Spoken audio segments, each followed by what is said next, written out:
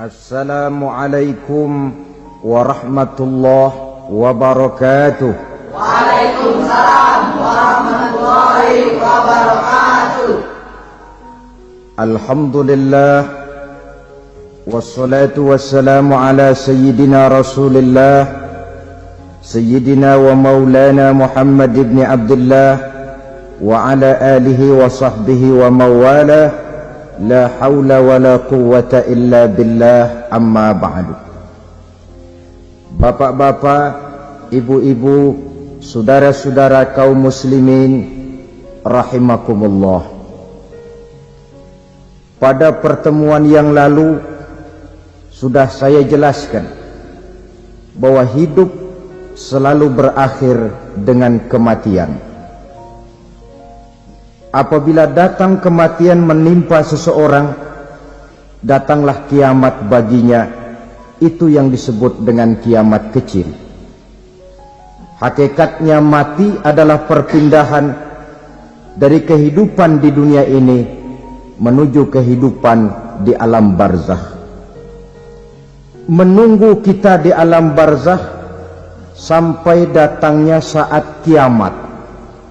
Entah 10 tahun, entah 100 tahun, entah 1000 tahun, hanya Allah saja yang maha tahu. Adapun orang-orang beriman yang melakukan amal kebajikan dalam kehidupan di dunia ini, masa penantian yang lama di alam barzakh buat mereka sebentar saja. Tetapi bagi orang-orang kafir yang ingkar, yang tidak beriman kepada Allah, yang hidup di dunia cuma menumpuk-numpuk dosa, tentu penantian di alam barzakh akan merupakan waktu yang sangat lama. Bukankah dalam kehidupan kita waktu itu memang relatif? Contoh misalnya, bagi pemuda-pemudi yang sedang duduk asyik memadu cinta, waktu 4-5 jam saja rasanya cuma 4-5 menit, tenggelam oleh keasikan. Tapi buat orang yang berbaring di rumah sakit, meratap di balik-balik apa itu tembok derita kata lagu, di balik dinding-dinding penjara, sehari bagai seminggu, seminggu rasa sebulan, sebulan boleh jadi rasa setahun. Penantian yang sangat lama. Kapan kiamat itu akan datang? Ini rahasia Allah. Jangankan kita yang orang awam, baginda Nabi sendiri tidak diberitahu oleh Allah kapan kiamat itu akan terjadi. Tetapi sungguh pun demikian, banyak hadis-hadis yang menjelaskan ciri atau tanda-tanda datangnya kiamat. Nah, kalau sudah bicara soal tanda kiamat itu ada dua. Pertama yang disebut alamatus sughra, tanda-tanda kecil. Ini waktunya masih ada tenggang. Ada yang dinamakan alamatul kubra, tanda-tanda besar. Artinya kiamat sudah diambang pintu. Apa tanda-tanda kecil dari datangnya hari kiamat itu? Misalnya, kata Nabi, apabila ilmu sudah diangkat oleh Allah, artinya apabila ulama sudah banyak wafat, minat orang belajar agama berkurang, lalu kebodohan nampak merajalela di mana-mana, zina dikerjakan secara terbuka, minuman-minuman keras jadi kebanggaan, itu termasuk di antara tanda-tanda kecil terjadinya hari kiamat. Apalagi misalnya iza waladatil ammatu rabbataha, apabila budak sudah melahirkan tuan. Apa maksudnya? Ada yang mentafsirkan apabila anak sudah bisa membudaki orang tuanya. Orang tua yang melahirkan dia, yang membesarkan dia, demi setelah si anak besar jadi orang berpangkat, bertitel, berharta, berkedudukan, jadilah orang tua itu budaknya. Sehingga sering dibilang kalau orang tua kaya, anak jadi raja. Tapi kalau anak yang kaya, orang tua sering jadi budak. Apalagi munculnya fitnah yang bergelombang, timbul perang antara dua bangsa yang besar, waktu berjalan terasa sangat pendek sekali. Itu merupakan tanda di antara tanda-tanda kiamat. Termasuk di dalamnya sulit membedakan mana laki, mana perempuan. Kan kalau tanda-tanda kayak begini sekarang sudah banyak kita lihat kan. Ulama banyak wafat, penggantinya sulit. Zina dikerjakan berterang-terangan, minuman keras jadi kebanggaan. Banyak anak membudaki orang tuanya, sulit membedakan mana laki mana perempuan. Kadang-kadang dari belakang kita lihat perempuan bener, begitu kita colek nengok jenggotan.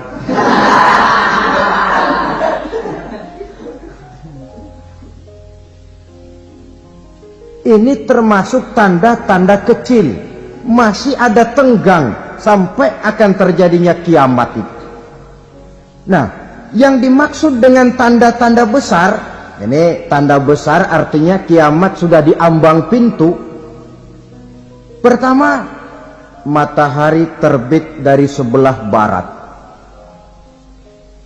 Apabila matahari sudah terbit dari arah sebelah barat, tertutuplah sudah pintu taubat. Bersabda Nabi kita, la taqumus sa'atu hatta tatlu'a syamsu min maghribiha. Tidak akan datang hari kiamat sampai matahari terbit dari arah sebelah barat. Fa iza tala'at, manakala matahari telah terbit dari arah sebelah barat, wara'ahan nasu, manusia banyak menyaksikan itu, amanu ajma'un, mereka pun lalu beriman. Yang tadinya kafir, yang tadinya ingkar, yang tadinya membangkang, setelah melihat matahari terbit dari sebelah barat, buru-buru beriman, berlomba-lomba mengucap dua kalimat syahadat. Tapi apa yang terjadi? Kata Nabi, wadzalika hina la yanfa'u nafsan imanuha lam takun amanat min qabl. Hari itu adalah hari yang iman sudah tidak berguna lagi bagi seseorang apabila sebelumnya memang dia tidak pernah beriman. Au kasabat fi imaniha khaira, atau beriman tetapi tidak pernah melakukan kebajikan di dalam keimanannya itu. Hari yang sudah kasib, hari yang sudah terlambat, beriman tidak akan ada gunanya lagi. Ini pelajaran buat kita. Sebelum sang surya terbit dari sebelah barat, sebelum nafas sampai di tenggorokan, artinya pintu taubat masih terbuka. Kalau dua hal itu sudah terwujud, nafas sudah sampai di kerongkongan atau matahari sudah terbit dari arah sebelah barat, tertutuplah sudah pintu taubat. Tak ada lagi gunanya pangkat, jabatan, harta, bahkan beriman pun dalam suasana macam itu. Too late, kata orang Kulon. Sudah terlambat. Matahari terbit dari arah sebelah barat. Itu tanda besar, artinya kiamat sudah di ambang pintu. Lalu apalagi tanda besar? Munculnya Dajjal.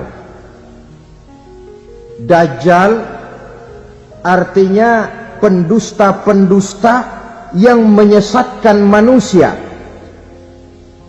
Ada dua macam Dajjal, saudara. Ada Dajjal kecil, ini Dajjal kelas teri. Kalau ini sejak zaman Rasulullah sudah ada itu. Tiap zaman ada.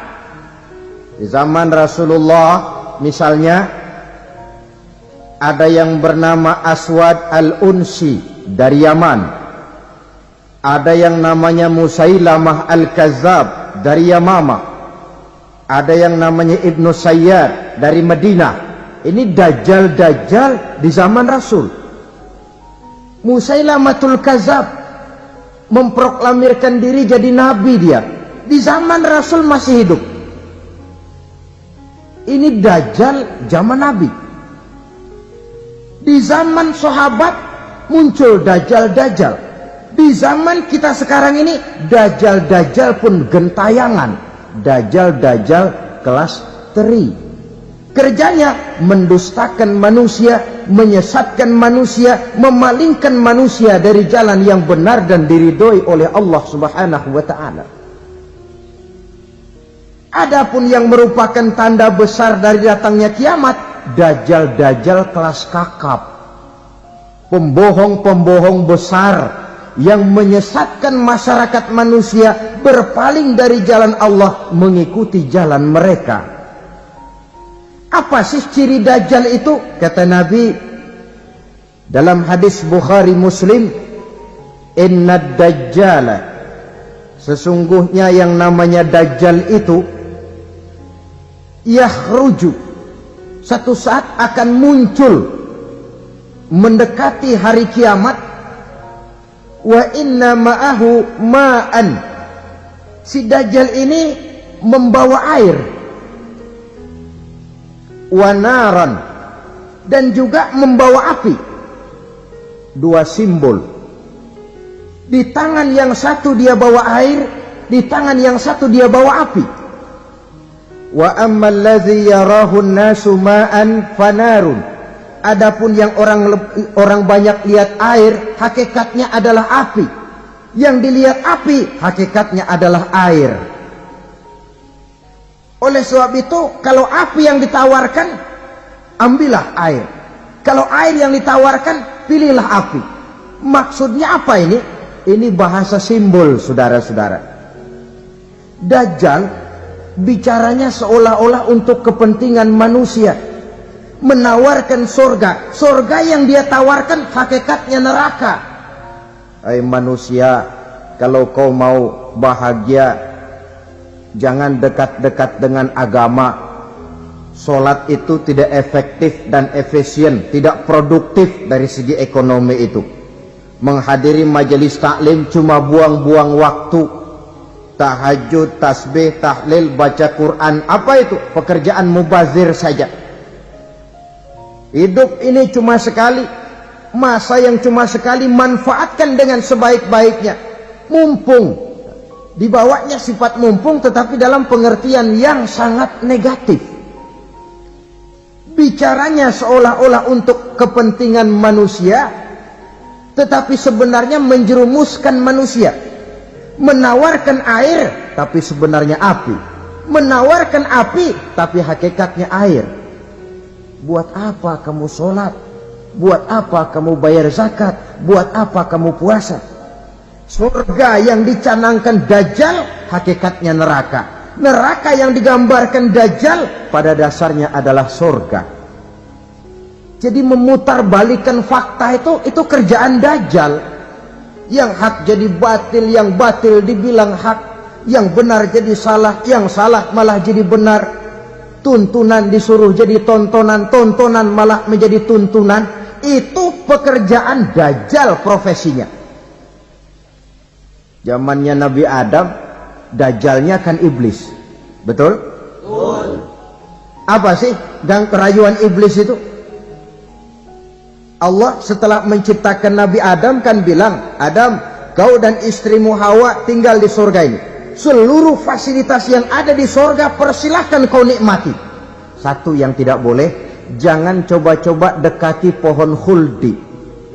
Dekat saja jangan, apalagi sampai memetiknya. Datang Dajjal yang namanya iblis ini. Adam, kamu tahu nggak kenapa tidak boleh makan buah khuldi? Ya nggak tahu, pokoknya saya dilarang. Bodoh kamu Dam. Khuldun artinya kekal.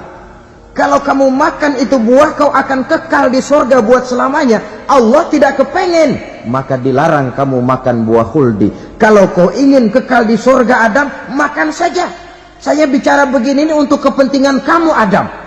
Ini kan ciri-ciri Dajjal. Bicaranya sih seolah-olah untuk kepentingan Nabi Adam, hakikat sebenarnya menjerumuskan Nabi Adam supaya ingkar dan melanggar larangan dari Allah Subhanahu wa ta'ala. Jadi setelah muncul Dajjal, timbul kekacauan-kekacauan di masyarakat. Banyak yang terpengaruh, terpedaya dan terpesona. Termasuk mereka yang memproklamirkan diri jadi nabi. Mereka yang memproklamirkan diri jadi rasul di zaman sesudah Rasulullah wafat. Itu adalah Dajjal-Dajjal. Maka saya ingatkan, kalau di zaman kita sekarang ini ada orang ngaku jadi nabi, ada orang ngaku jadi rasul, biar bahasa Arabnya kental, Quran hafal, hadis ribuan hadis hafal, biar pakai serban sampai menyengser ke tanah, bahasa Arabnya fasih, tapi dia mengaku jadi nabi, jadi rasul, kita umat Islam wajib tidak percaya. Wajib untuk tidak percaya. Itulah Dajjal-Dajjal zaman kita sekarang ini. Tidak mustahil mereka datang mempengaruhi orang-orang awam supaya berpaling dari Rasulullah, mengikuti mereka. Nah, di akhir zaman nanti, mendekati hari kiamat, Dajjal ini muncul. Dajjal kelas kakap, menyesatkan masyarakat manusia untuk berpaling dari Islam, mengikuti seruan mereka. Apalagi di antara datangnya kiamat itu, tanda yang besar itu, turunnya Nabiullah Isa Al-Masih, putra Maryam. Menurut berbagai hadis yang sahih, Nabi Isa Al-Masih nanti akan turun lagi. Tidak membawa risalah yang baru, tapi meluruskan risalah Islam ini yang telah banyak ditinggalkan oleh masyarakat. Bahkan ada hadis menjelaskan beliau akan membunuh Nabi, mematahkan kayu-kayu salib, lalu melaksanakan haji dan umrah mengikuti syariat Nabi Muhammad, bukan membawa agama baru. Menjadi semacam mujaddid, reformer, menyelamatkan manusia dari bisikan Dajjal. Bahkan ada riwayat yang menjelaskan bahwa Nabi Isa berhasil mengalahkan Dajjal, mengembalikan masyarakat manusia kembali kepada ajaran Islam yang datang dari Allah, dibawa oleh Rasulullah Sallallahu Alaihi Wasallam.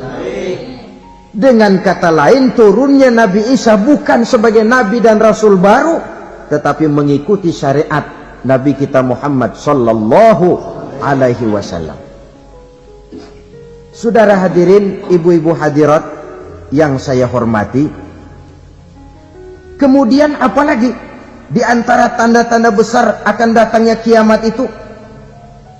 Keluarnya asap atau awan. Kata Nabi, inna min asrati sa'ah dukhanan yamla'u ma bainal masyriqi wal maghrib. Di antara tanda-tanda kiamat, munculnya awan atau asap yang memenuhi antara langit dan bumi. Ini pun diperkuat dalam surah Ad-Dukhan ayat 10. Fartaqib yauma ta'ti as-sama' bidukhanin mubin fayughshan nas hadza azabun alim.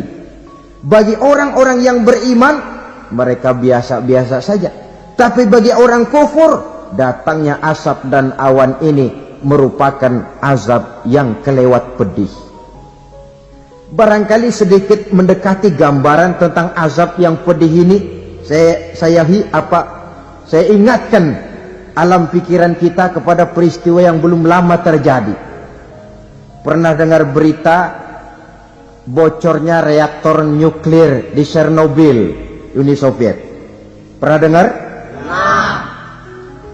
Bocornya reaktor nuklir di Chernobyl yang mengakibatkan ratusan bahkan sangat mungkin ribuan nyawa. Cuma satu reaktor.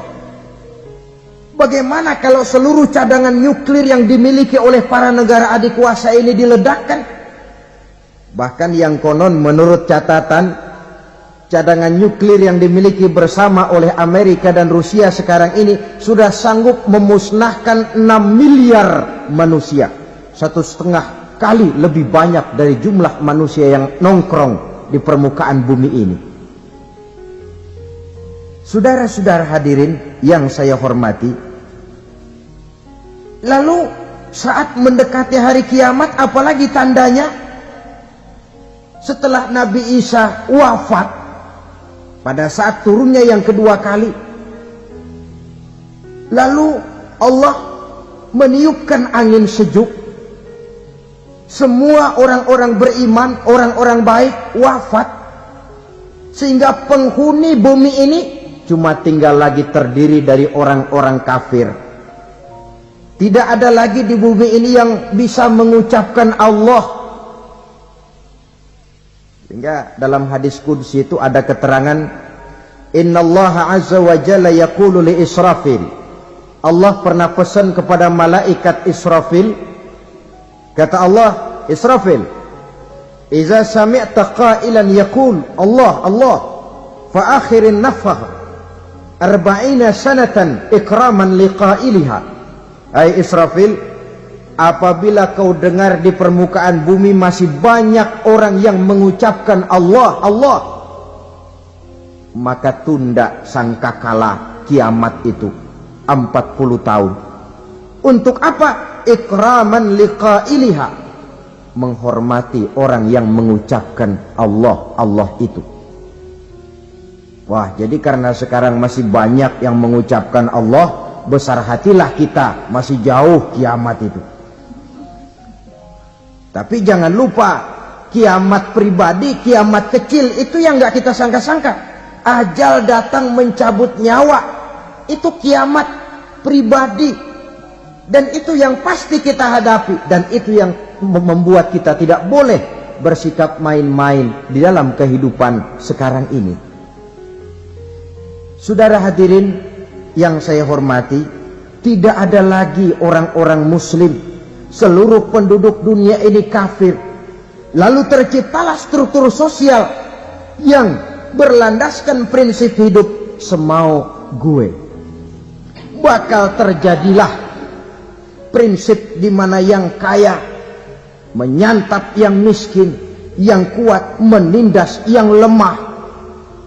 Hidup sudah bagaikan di rimba belantara, berlaku hukum rimba. Siapa yang kuat dia yang menang, siapa yang lemah menjadi mangsa. Timbul kekacauan, maksiat merajalela, munkarat menjadi-jadi, sehingga isi bumi ini penuh dengan segala macam perbuatan dosa. Tidak ada perlunya lagi alam diperpanjang temponya. Datang saat yang sudah dijanjikan oleh Allah Azza wa Jalla, maka terjadilah yang disebut kiamat kubra, kiamat besar, kiamat hancur-hancuran. Bagaimana kejadian ini dimulai? Dalam surah Az-Zumar ayat 68, Allah subhanahu wa ta'ala berfirman, wa nufikha fis suri fasa'iqa man fis samawati wa man fil ardi illa man sya'allahu.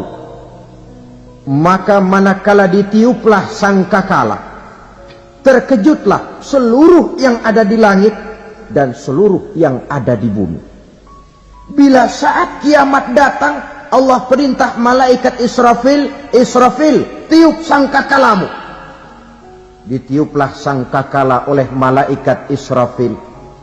Yang akibat daripada tiupan itu, seluruh yang ada di langit, seluruh yang ada di permukaan bumi terkejut. Yang ada di langit siapa? Malaikat kan.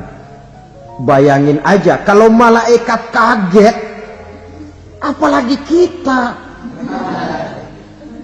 Terkejut seluruh makhluk yang ada di bumi, yang ada di langit mendengar suara sangkakala itu.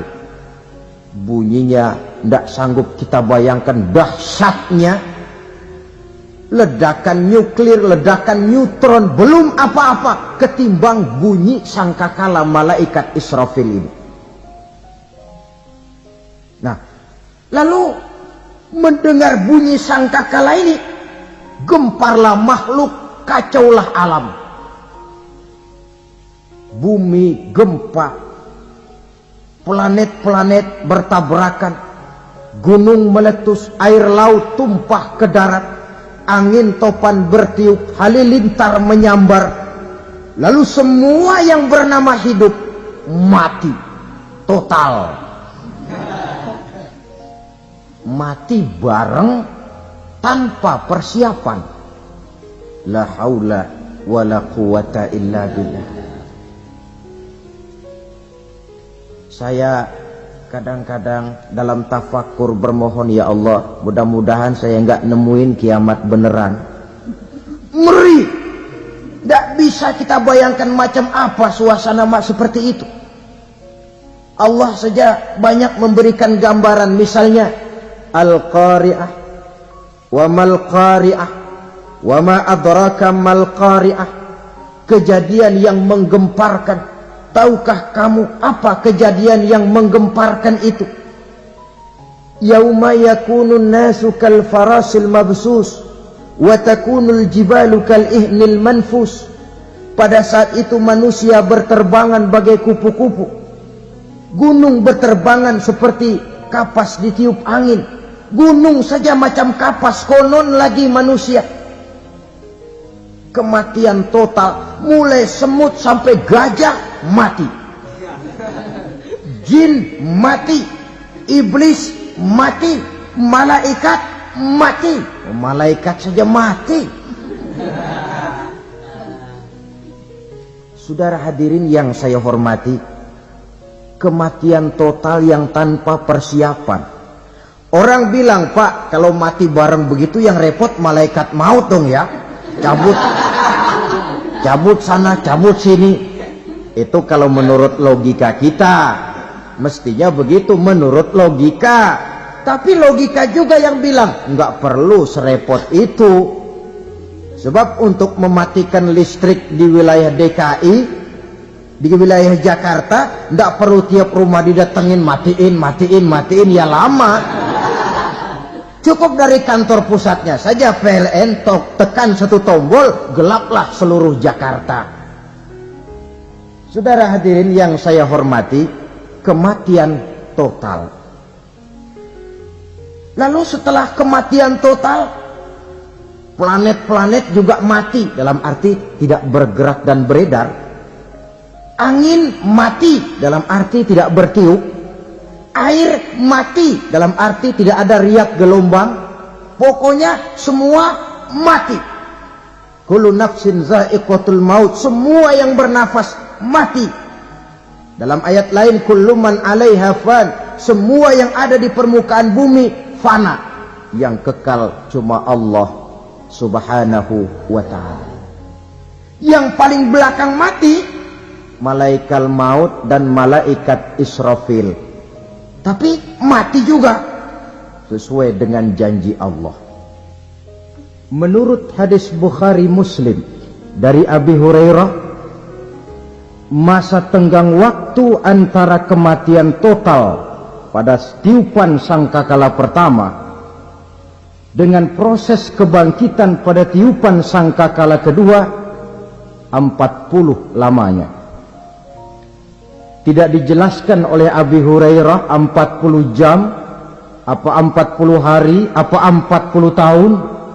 Hadis-hadis cuma menyebutkan 40 saja. Sunyi alam, yang tinggal cuma Allah saja lagi. Ketika itu Allah berseru-seru, katanya, limanil mulkul yauma, siapa para penguasa hari ini? Mana itu raja-raja dan penguasa yang dulu mengaku jadi Tuhan? Fir'aun, mana Fir'aun sekarang?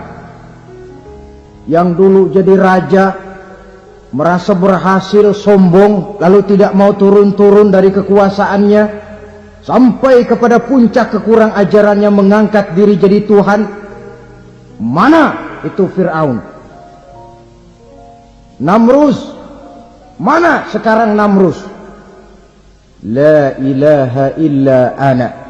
Ternyata tidak ada Tuhan lain selain daripada aku, kata Allah. Proses kemudian, saudara-saudara, turunlah hujan dari langit. 40 lamanya hujan itu. Tidak jelas juga 40 jam apa 40 hari. Setelah air turun membasahi, datanglah tiupan sangkakala yang kedua. Semua yang bernama mati bangkit dari kuburnya masing-masing. Ini yang disebut Yaumul Ba'thi, hari kebangkitan. Allahu Akbar. Pada saat kita bangkit dari kubur kita masing-masing, kumpul di padang mahsyar namanya. Bayangin aja, saya sendiri nggak sanggup bayangin. Manusia sejak zaman Adam sampai zaman kiamat kumpul bareng di tempat sama. Berapa banyaknya itu?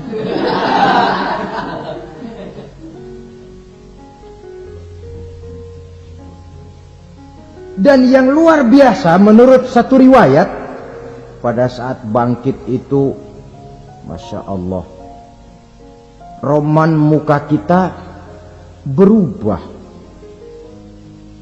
disesuaikan dengan amalan kita waktu di dunia ini.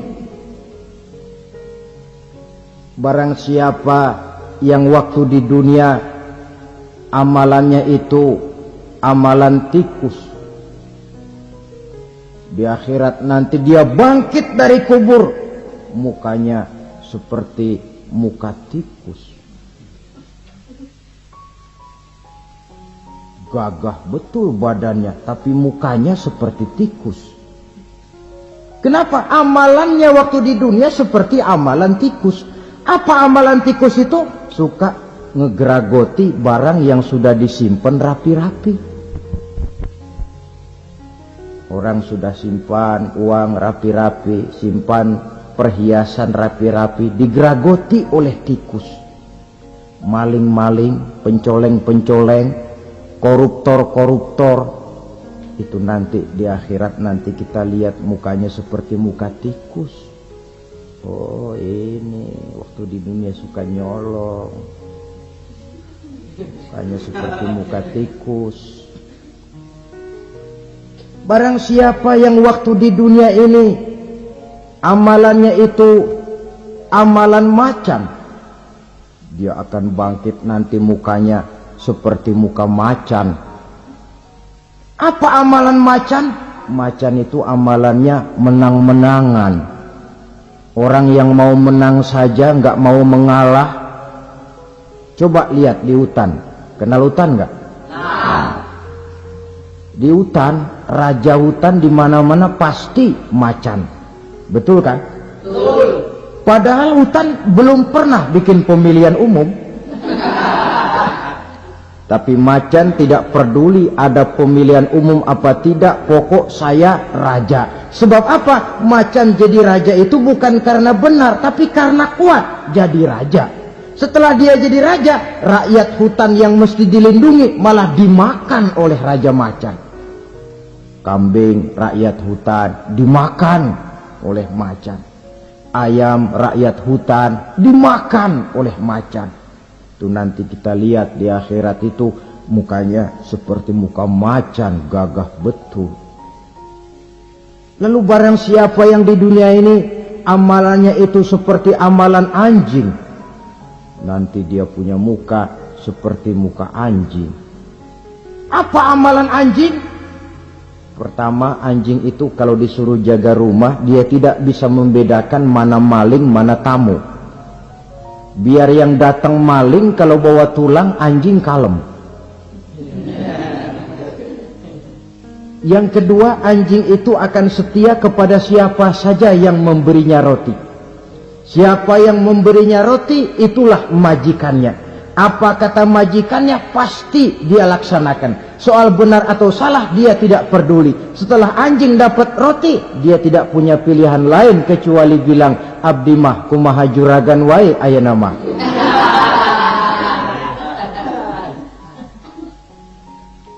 Saudara hadirin yang saya hormati,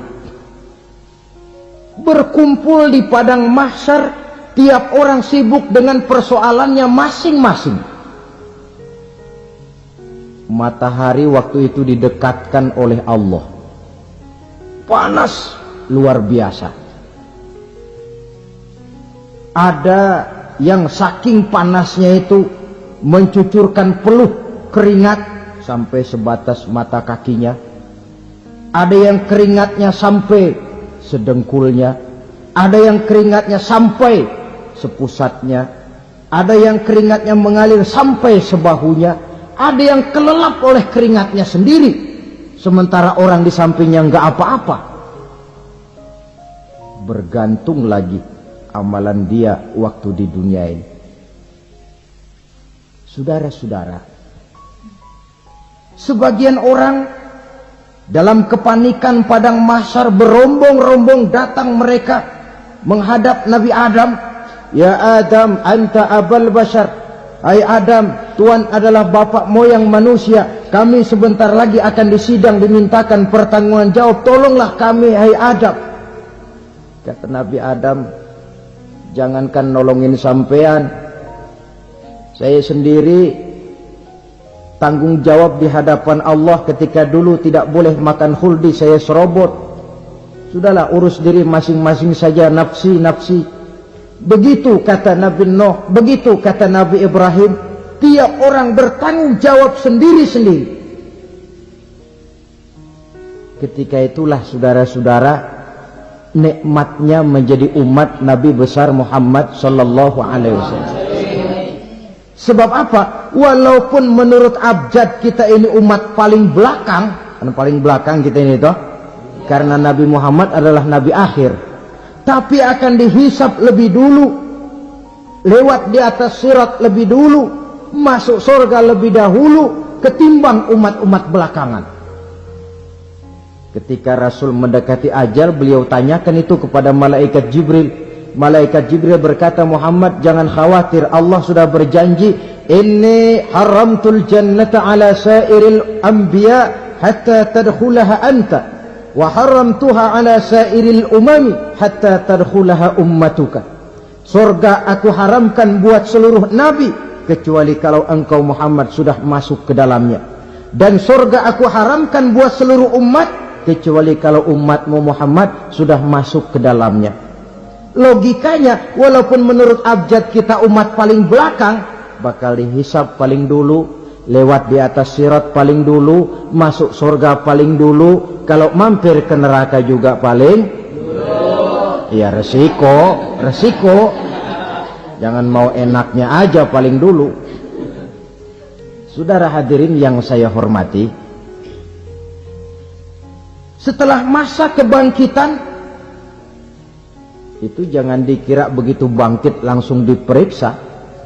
Masih menunggu menanti ribuan tahun perhitungan padang mahsyar untuk sampai kepada proses yang disebut yaumul hisab, hari perhitungan. Seorang demi seorang bakal dipanggil. Bayangkan saja, kita se-RT saja di absen, kadang-kadang perlu waktu lama.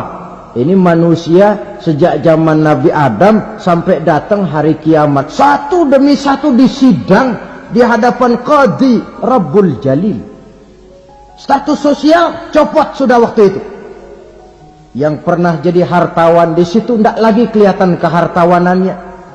Yang pernah jadi jenderal tidak lagi dipanggil jenderalnya. Yang ustadz tidak lagi dipanggil al-mukarramnya. Seluruh status sosial selesai.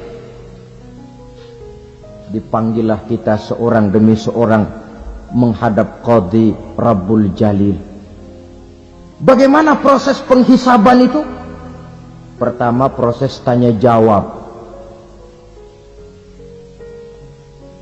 Di antaranya ada hadis menyatakan, lan tazula qadama 'abdin yaumal qiyamah hatta yus'ala an arba'i khisalin.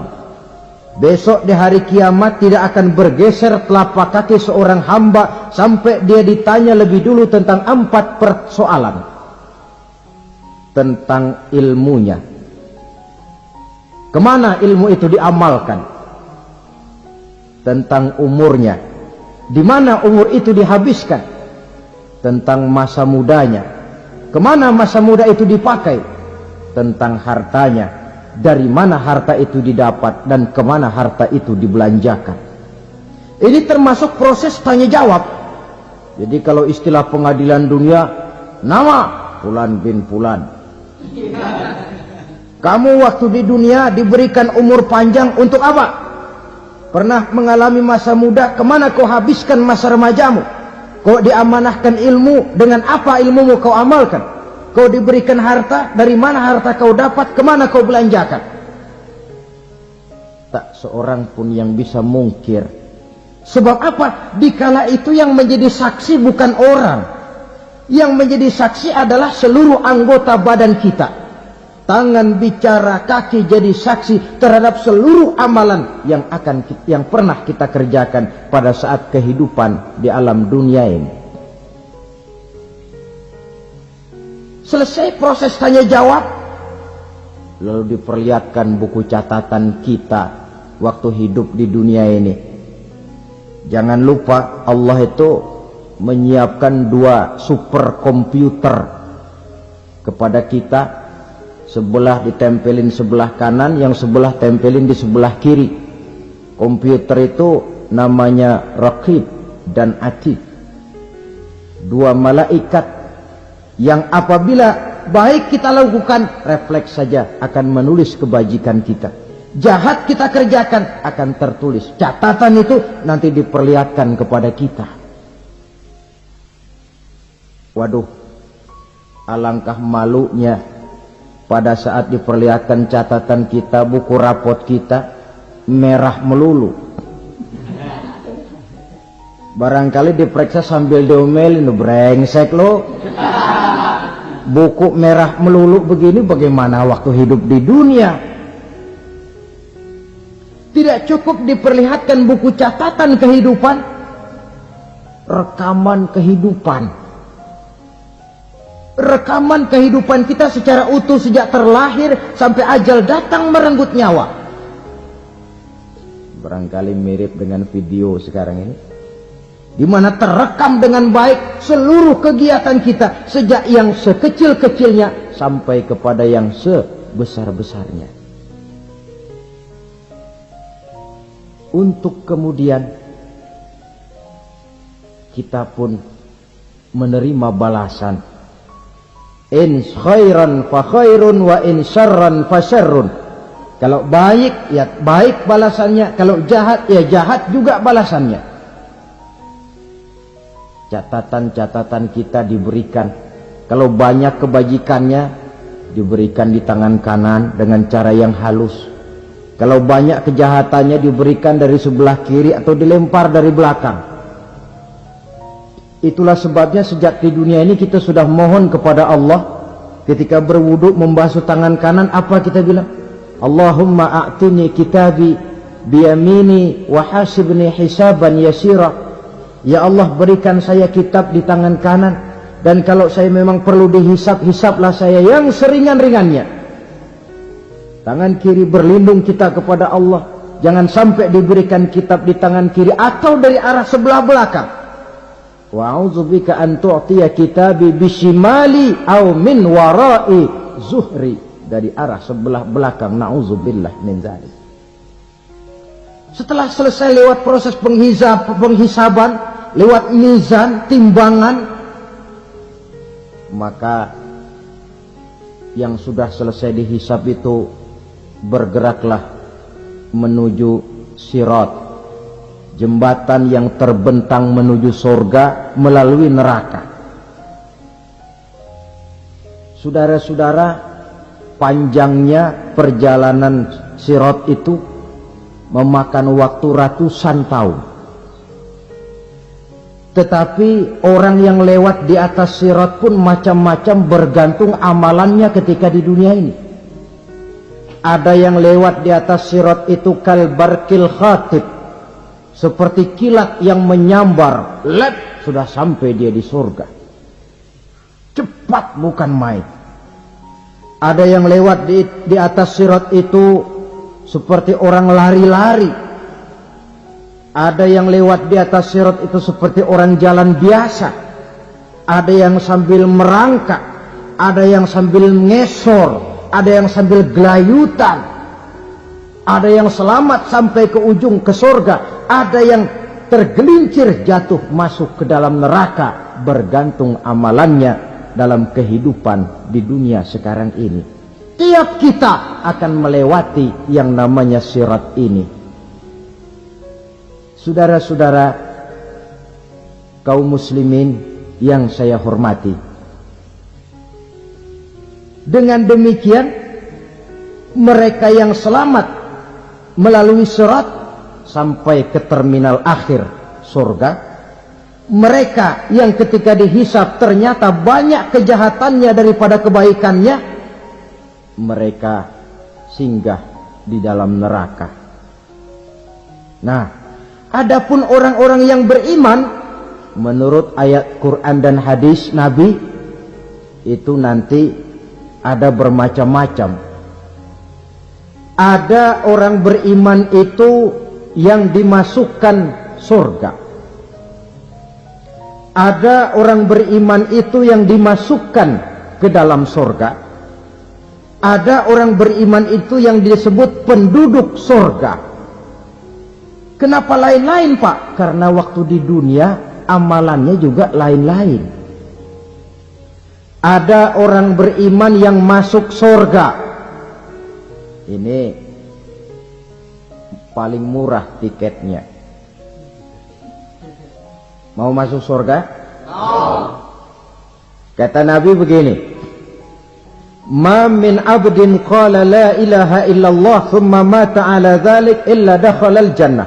Kalau seorang hamba sudah mengucap dua kalimat syahadat, dia yakin dengan kebenaran kalimat itu sampai matinya, orang itu akan masuk surga. Abi Dzar yang waktu itu diajak bicara heran, ya Rasul kok gampang betul? Iya. Walaupun orang itu mencuri, iya. Walaupun orang itu berzina, iya. Biar dia mencuri, biar dia berzina, kalau dia sudah mengucap dua kalimat syahadat, dia yakin dengan kebenaran kalimat itu sampai matinya, itu orang akan masuk surga. Jadi masuk surga cukup dua kalimat syahadat, yakin sampai mati, masuk surga. Itu perkara masuk. Tapi kalau pertanyaannya diterusin, masuknya kapan, Pak? Nah, ini lain lagi urusannya. Sebab ada yang masuknya itu langsung, ada yang mampir dulu. Di sana tempat cuma dua, kalau tidak surga, neraka. Mau ke surga, tapi mampir dulu. Yang mampirnya jelas di neraka. Kenapa? Dalam hadis qudsi ada riwayat, nanti itu di akhirat, setelah Allah selesai mengatur penduduk surga masuk surga, yang neraka masuk neraka, Allah berkata kepada malaikat Malik, malaikat Malik, labaik ya Allah, itu bajingan-bajingan tengik, manusia-manusia durjana yang waktu di dunia tidak mau sujud, jauh dari ulama, gemar melakukan yang munkarat dan maksiat, hidup di tengah masyarakat selalu jadi bibit keonaran, kufur, sudah masuk neraka semua. Sudah ya Allah. Nah, kalau sudah, coba sekarang kamu masuk, Malik. Saya, iya, masuk neraka. Mau apa ya Allah? Kata Allah, akhriju minan nar man kana fi qalbihi misqala habbatin min khardalin min iman. Kau masuk neraka, cari di dalam neraka orang-orang yang ada imannya walaupun kecil sebesar biji zarah, angkat mereka keluar. Masuk malaikat Malik ke neraka, cari orang yang ada imannya, korek-korek. Ya repot, udah pada gosong. Yang ada imannya diangkat ke atas, yang ada imannya diangkat ke atas. Lalu dimandikan di Nahrul Hayat, namanya sungai kehidupan di akhirat nanti. Cakep lagi rupanya, bersih lagi wajahnya, apel di hadapan Allah. Kata Allah, bagaimana mas? Kapok nggak sampean? Kapok ya Allah. Nah, kalau kapok, idhab fadkhulil jannah. Pergi, masuk surga sana. Berangkat mereka ke surga. Ketemu sama teman-temannya yang udah sampai lebih dulu. Yang nggak pakai mampir lagi. Terjadi dialog. Kata teman-temannya yang udah pada nyampe duluan, mas, iya. Emang baru sampai? Saya baru sampai. Memang mampir di mana dulu mas? Kita sudah lama sampai di surga. Saudara buka surah Al-Muddathir ayat 34-35. Ma salakakum fis saqar? Kenapa kamu mampir di neraka Saqar?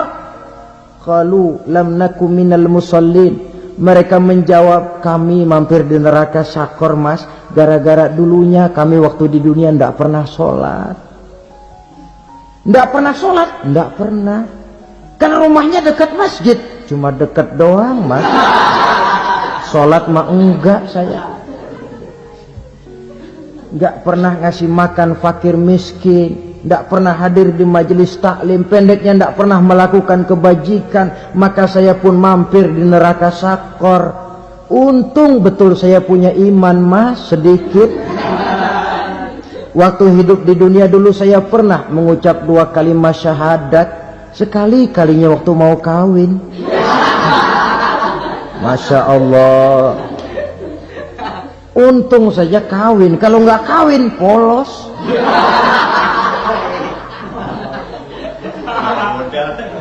Itu juga pengulu sudah setengah mati ngajarin. Asyhadu alla, asyaduaan, asyaduaan.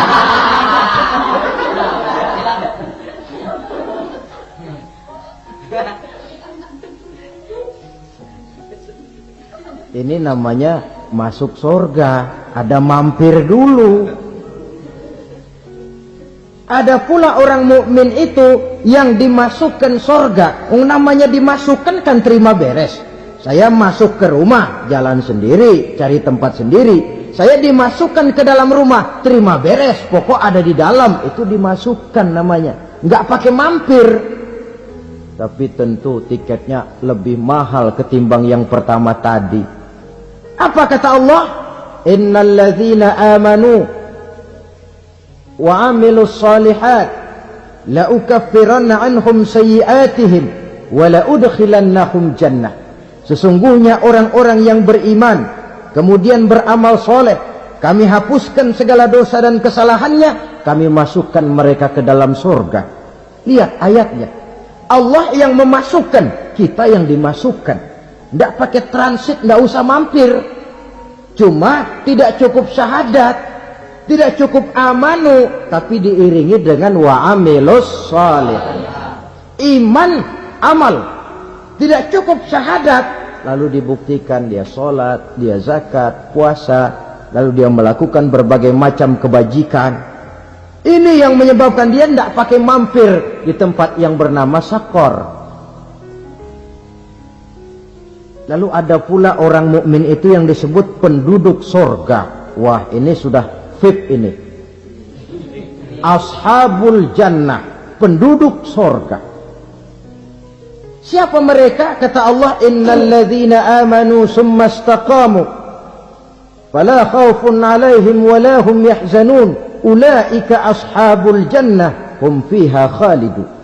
Sesungguhnya orang-orang yang beriman lalu istiqamah, tetap dalam melaksanakan perintah Allah, tidak goyah, tidak labil tapi stabil, istiqamah, mereka tidak takut dan tidak bersedih hati. Merekalah penduduk surga. Iman, istiqamah. Tidak punya duit, sembahyang. Banyak duit, sembahyang. Miskin, sembahyang. Kaya, tetap sembahyang. Istiqomah. Kadang orang kalau susah rajin ke masjid, banyak duitnya ngelihat masjid melengos. Itu yang dibilang waktu miskin hamba Allah, setelah kaya jadi hamba harta. Bergeser, tidak ada nilai istiqomahnya.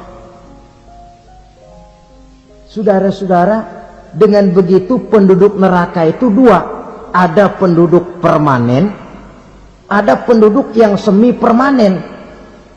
Yang semi permanen orang-orang beriman yang mempunyai dosa besar. Mereka masuk ke neraka untuk menerima azab sesuai dengan dosanya. Bila selesai masa azab itu, mereka akan diangkat untuk ditempatkan kembali ke dalam surganya Allah Subhanahu wa ta'ala. Nah, dikala itulah saudara-saudara, ada yang disebut syafaat dari Rasulullah Sallallahu Alaihi Wasallam. Tapi tentu jangan lupa, syafaat ini ibarat kain menambal dia. Kita punya kain bolong-bolong sedikit, syafaat yang menambal. Solat kita ada kurang dikit, sedekah kita ada campur riak dikit, amalan kita ada tidak karena Allah dikit. Kita berharap syafaat. Jadi biarlah kain masih bolong-bolong, yang penting punya kain. Tapi kalau kainnya tidak ada, yang ditambal apanya? Sholat tidak, puasa tidak, zakat tidak, berharap syafaat saja ya, terlalu berlebihan itu. Saudara hadirin yang saya hormati, apabila selesai proses penghisaban, proses penghitungan, maka dikala itulah manusia terbagi dalam dua kelompok besar. Fariqun fil jannah wa fariqun fis sa'ir. Sekelompok orang-orang beruntung yang masuk ke dalam surga, dan sekelompok lagi masuk ke dalam neraka. Akan memakan waktu untuk menceritakan sifat surga dan neraka, tapi insya Allah pada kesempatan pertemuan lain saya sampaikan. Namun sebagai gambaran umum cukuplah saya sampaikan sebuah hadis qudsi. Allah jelaskan, a'dadtu li'ibadiyas salihin ma la 'ainun ra'at wa la uzunun sami'at wa la khatara fi qalbil bashar.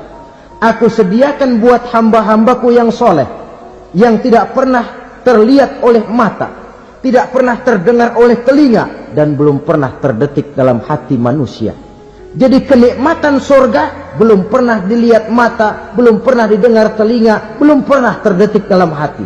Pedihnya azab neraka belum pernah terlihat mata, belum pernah terdengar telinga, belum pernah terdetik dalam hati. Saudara hadirin yang saya hormati, oleh karena itu sebagai uraian akhir daripada kiamat ini, marilah sama-sama kita memanfaatkan hidup dengan sebaik-baiknya, supaya jangan timbul penyesalan di hari kemudian nanti. Mudah-mudahan kita seluruhnya diselamatkan Allah dari azab neraka dan mendapat surga dan ridhonya. Sekian dan demikianlah pertemuan kita kali ini. Terima kasih banyak atas segala perhatian. Mohon maaf atas segala kekurangan. Usikum wa nafsi bitaqwallah. Wassalamualaikum warahmatullahi wabarakatuh.